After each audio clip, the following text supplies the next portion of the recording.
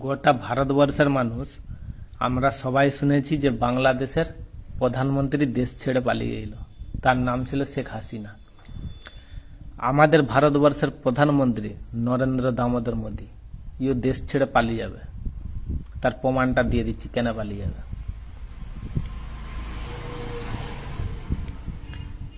ভারতবর্ষের প্রধানমন্ত্রী নরেন্দ্র মোদী এই কারণেই দেশ ছেড়ে পালিয়ে যাবে, যখন পশ্চিমবাংলায়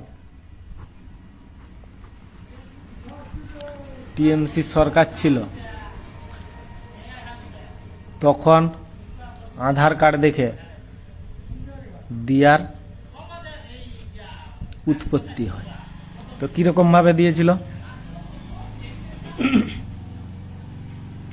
প্রত্যেকটা মেয়ে মানুষের কাছে আধার কার্ড নিয়ে দিত 30,000। সে লিত কত? 7,000 টাকা বার্তা।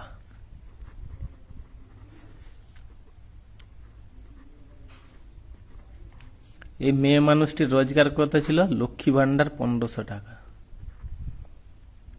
আদার্স কোনো রোজগার থাকেনি। মাসে 2000 টাকা কিস্তি, আর 500 টাকা কোথা থেকে দিত? এই 30,000 টাকা থেকে দিত। যতদিন এই পয়সাটি শেষ হয়ে যাবে কিস্তি, তারপরে অন্য আরেকজন আসবে আধার কার্ড দেখার জন্য, সে দিয়ে দিবে আবার 30,000, সেও নিবে 7,000 বার্তা।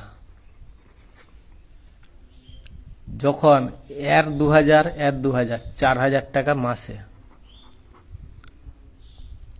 এই দুজনের টানতে টানতে মাস 6-7 চালানোর পর আবার আরেকজন আসবে আধার কার্ড দেখে দেওয়ার জন্য 30,000।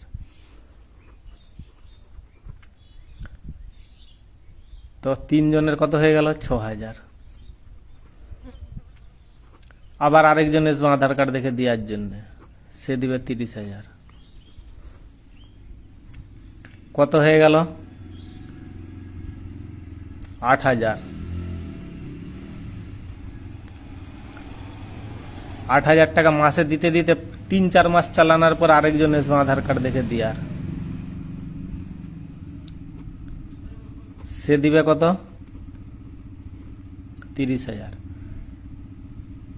তো এই ম্যানটি কি করবে?